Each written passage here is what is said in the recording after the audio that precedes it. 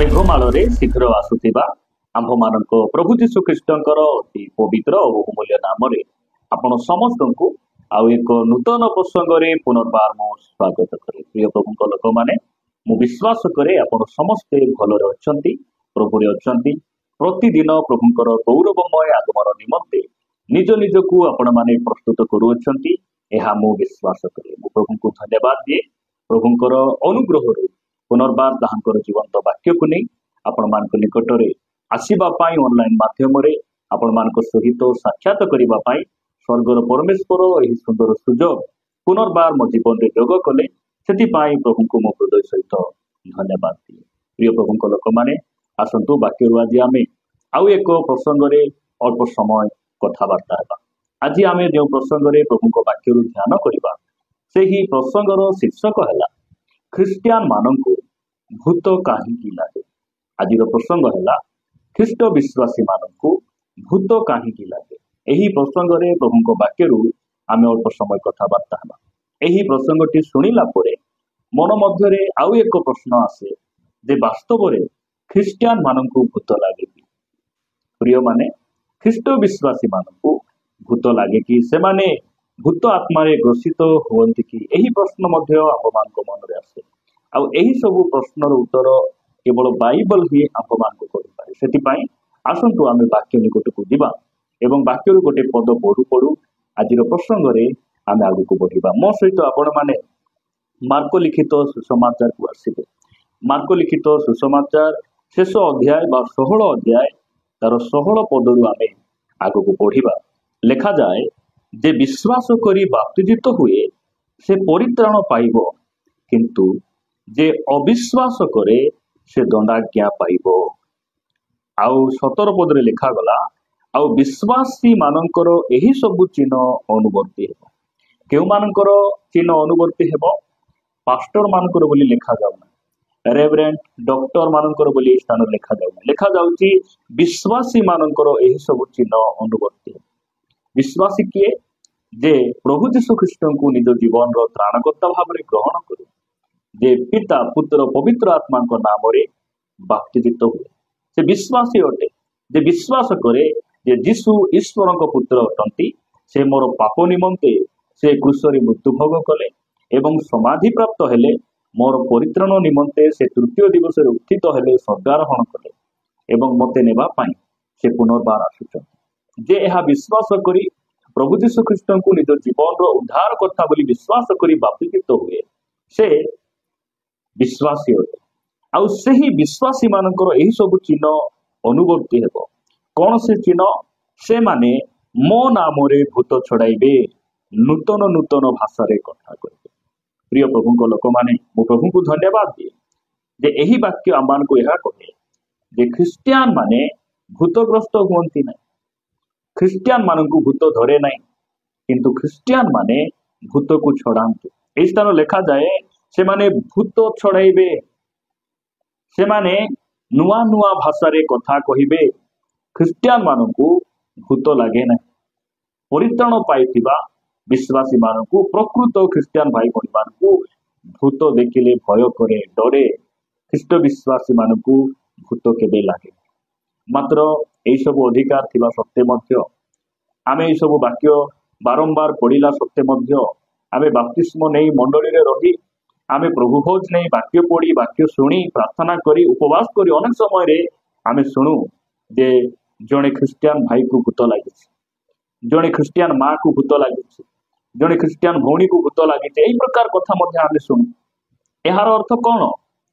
ପ୍ରଭୁ ଯୀଶୁ ଖ୍ରୀଷ୍ଟ ବିଶ୍ୱାସୀ ମାନଙ୍କୁ ଯେଉଁ ଅଧିକାର ଦେଲେ, ସେଇ ଅଧିକାର ଠାରୁ କି ଭୂତ ଶକ୍ତିଶାଳୀ ଅଟେ? ଯୀଶୁଙ୍କ ଠାରୁ ଅଧିକ କି ଭୂତ ଶକ୍ତିଶାଳୀ ଅଟେ? କାହିଁକି ଭୂତ ଲାଗେ? ପ୍ରିୟମାନେ, ଏହି ପ୍ରଶ୍ନର ଉତ୍ତର ଆଜି ଆମେ ବାଇବଲରୁ ଦେଖିବା। ମୋ ସହିତ ଆପଣ ମାନେ ଆସିବେ ସାଧୁ ଜହନଙ୍କ ପ୍ରଥମ ପତ୍ର, ପ୍ରଥମ ଜହନ 4 ଅଧ୍ୟାୟ 4 ପଦରେ ଲେଖାଯାଏ, ହେ ବତ୍ସଗଣ, ତୁମ୍ଭେମାନେ ଈଶ୍ୱରଙ୍କ ଠାରୁ ଜାତ, ଆଉ ତୁମ୍ଭେମାନେ ସେମାନଙ୍କୁ ଜୟ କରିଅଛ, କାରଣ ତୁମ୍ଭମାନଙ୍କ ଠାରେ ଯେ ଅଛନ୍ତି ସେ ଜଗତରେ ଯେ ଅଛି ତାହା ଠାରୁ ମହାନ। ପ୍ରଭୁଙ୍କ ନାମର ଗୌରବ। ପ୍ରିୟ ପ୍ରଭୁଙ୍କ ଲୋକମାନେ, ଆମମାନଙ୍କ ସହିତ ଯିଏ ଅଛନ୍ତି से प्रभु जीशु ख्रीस्ट जगत रे जी अच्छी ताठारू आमर परमेश्वर महान अटन। जगत रे जी अच्छी बोली कहले तार अर्थ कौन? जगत रे किए अच्छी? शैतान अच्छी। ताहार समस्त शिष्य मान अच्छा, भूत प्रेत मंद आत्मा यही सब विषय अच्छी। मात्र से ठारू आम सहित जो परमेश्वर अच्छा से महान, से शक्तिशाली, से सर्वशक्तिमान अटंती। आउ से आमको अधिकार देइछंती, तुम्हें भूत मान को छड़ाइब, तुम्हें पीड़ित मान को सुस्थ करिब। यही अधिकार प्रभु आमको देइछंती। यही अधिकार आज आम सहित थिबा सत्य मध्य हेले भी आज ख्रिस्टियान मान को भूत लगुच। कहीं भूत लगुच? कारण से माने ए वाक्य को विश्वास करती, ए वाक्य को से माने निजर करती ना। हेइथिबो बोधे पालक कौन प्रचार करुछंती, वाक्य आमे कौन पढ़ुछु, हेई पारे आमे बुझुथिबु जानुथिबु, किंतु अनेक समय रे ताहा ग्रहण करिबा पाई, विश्वास करिबा पाई आमे समर्थ हेइ न थाउ। सेतिपाई नामधारी भावरे आमे चर्च को जाऊ, नामधारी भावरे आमे ख्रिस्टियान बोली कुहाई हेउ। सेतिपाई भूत गुड़िक आज कौन होची? ख्रिस्टियान मानक जीवन रे भूत लागुची। प्रिय माने इस तरह आमे देखुछु जे एही वाक्य हमकु विश्वास करिबा पाई पड़े। ये जगत रे जी अछि ताहा ठारू आम सहित जी अछंती से परमेश्वर महान अटंती, से महान अटंती। सेतिपाई हमकु भूत लागिबो नाही, आमे भूत को छड़ेइबु। अनेक समय रे अनेक भाई भणी माने एही वाक्य को से माने विश्वास करंती नै। मु आपण मानकु गोटे वाक्य देखाइबा पाई चाहे, मो सहित आपण माने आसीबे। माथ्यू लिखित सुसमाचार 17 अध्याय रे आमे गोटे बापा और पुअर कथा आमे पढुछु। ए स्थान लिखा जाय 17 अध्याय 14 पद रे, परे सेमाने लोक समूह निकट को आसन्ते, जड़े लोक ताहांको पाखकु आसी आंठोई पड़ी कहिला, हे प्रभु मोहर पुओ को दया करंतु, कारण से मृगी रोगरे बड़ कष्ट पाउअछि, जेणु से थरकु थर निआरे और थरकु थर पानी रे पड़ुअछि। मु आपणको शिष्य मानक निकटकु ताहाकु आनिथिली, मात्र सेमाने ताहाकु सुस्थ करि पारले ना। ए स्थान देखुछु जे जड़े बापा निजर पुओ पाई से कौन करुछंती, प्रभुଙ୍କ निकटरे से विनती करुछंती, प्रार्थना करुछंती, मो पुओ को दया करंतु, काहेकि मो पुओ मृगी रोगरे बड़ कष्ट पाउछि, से नियारे पानी रे एक प्रकार पड़ुछि। मु केते थर तुम शिष्य मानक पाखकु आनिथिली, मात्र सेमान छड़ाई पारले। यीशु ख्रीष्ट यह कहउछंती 17 पद रे, यीशु उत्तर देले, अरे अविश्वासी और विपथगामी वंश, केते काल मु तुम्ह मानक सांगरे रहिबी, केते काल तुम्ह मानक व्यवहार सहिबी, ताहाकु एठिकी मो पाखकु आण। आ यीशु भूत को धमकांते से ताहा ठारू बाहरी गला और बालकटी सेही दंडरू सुस्थ हैला। प्रभुଙ୍କ नामर गौरव हो। इस स्थान आमे देखुछु यीशु कौन कहउछंती से व्यक्ति को, अरे अविश्वासी और विपथगामी वंश, केते काल मु तुम सहित रहिबी। प्रिय माने जेते बेले आमे प्रभु जीशु ख्रीष्ट को निज जीवन रो तारणकर्ता भाव ग्रहण कला परे मध्य जदि आमे अबाट को जाऊ, अनाज्ञा बहु विपथ को जाऊ एवं संदेह करू, सही समय मंद आत्मा गुड़िक आमको आक्रांत करबा पाई से माने कौन करिवे? प्रयास करिवे। आउ देखुछु जे अविश्वासी माननकु भूत आत्मा गुड़िक लगी जाती। यीशु कहउछंती, अरे अविश्वासी वंश, विपथगामी वंश, ताहाकु मो निकटकु आन। प्रिय माने आमे अविश्वासी हेबा, विश्वासी मानकु केबे भूत लागे ना, किंतु जे माने संदेह करंती, जे माने अविश्वासी, से मानकु भूत लागे। आमे प्रभुଙ୍କ वाक्य को विश्वास करिबा, ताहाको वाक्य रे अटल रहिबा, ताहेले आमे भूतग्रस्त हेबा नै, आमे भूत को छड़ाइबा। प्रभुଙ୍କ नामर गौरव हो। आपण माने मो सहित पढ़िबे, जेते बेले जणे मनुष्य ठारू मंद आत्मा बाहरी जाए, से कौन करे? आपण पढ़िबे मो सहित माथ्यू 12 अध्याय तार 43 पद ठारू आमे 45 पद पर्यंत पढ़िबा। लेखा जाए, असुची आत्मा जणे मनुष्य ठारू बाहरी गला उतारे, जल शून्य स्थान सबु भ्रमण करी विश्राम खोजे और ताहा पाए ना। सेतिरे से कहे, मु जो घर बाहरी आसी मोर से घर को बाहुड़ी जीवी, पुणी से आसी ताहा शून्य मादित और सुशोभित देखे। जड़े मंद आत्मा मनुष्य ठार जिते बाहरी जाए, से विश्राम खोजे, मंद आत्मा विश्राम पाइबार जगह है मनुष्यर हृदय। आज अनेक भाई भणी मान हृदय में मंद आत्मा विश्राम पाउछि, सेथिपाई सेमाने पापरु मुक्त हो पारु नाहांती। सेमाने जेमिति मद पिउथिले सेमति मद पिउछंती। आज सेमाने सिनेमा सीरियल विभिन्न पापरे सेमाने ग्रसित अछंती। काहेकि मंद आत्मा सेमानक मध्यरे वास करुछि। आमे देखुछु जे जणे मंद आत्मा जेतेबेले जणे मनुष्य ठरु बाहरी जाए, से बाहरी गला परे कौनसी स्थान रे जलस्थल को से कौन करे भ्रमण करे विश्राम खोजे आ पाए ना।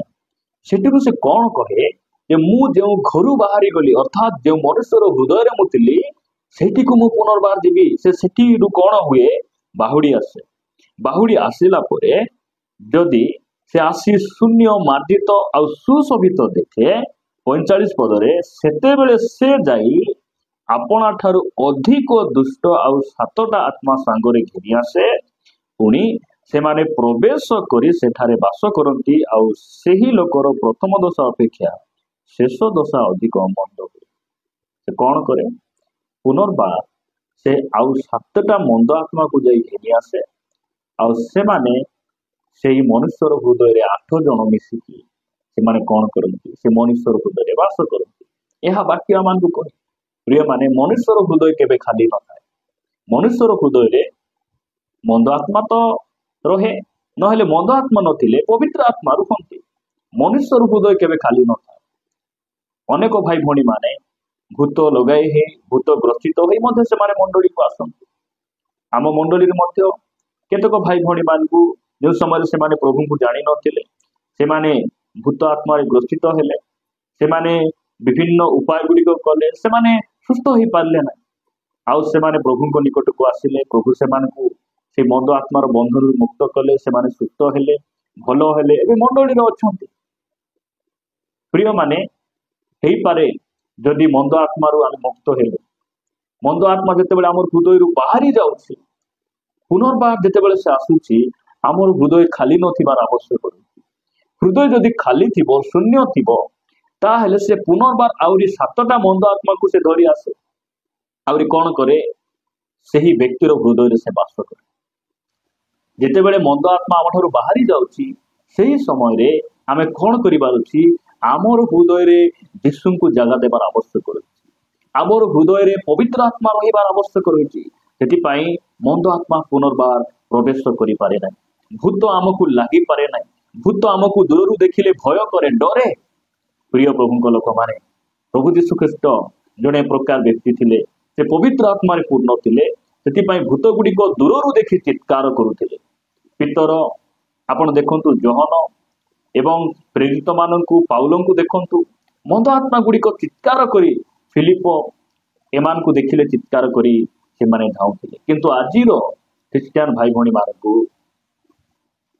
बाहर लोक मानकु आमे कोन भूत छड़ाइबु। अनेक समय रे मंडली लोक मानकु भूत छड़ाई छड़ाई पालक प्रचारक माने हालिया ही जाउछंती। प्रभु आमान को अनुग्रह करंतु आमे मेच्योर्ड हेबा आमे प्रभु को हस्त रे समर्पित हेबा आमे परिपक्व हेबा आमे भूत ग्रस्त होइथिबा लोक माने न होई आमे भूत मान को छड़ाइबा विश्वासी हेबा प्रभु यह चाहती। प्रिय प्रभु को लोक माने प्रभु आमान को अनुग्रह करंतु। शेष रे गोटे वाक्य पढ़ी आमे प्रार्थना करिबा। आपण माने मो सहित पढ़िबे प्रथम कोरिन्थियो 3 अध्याय।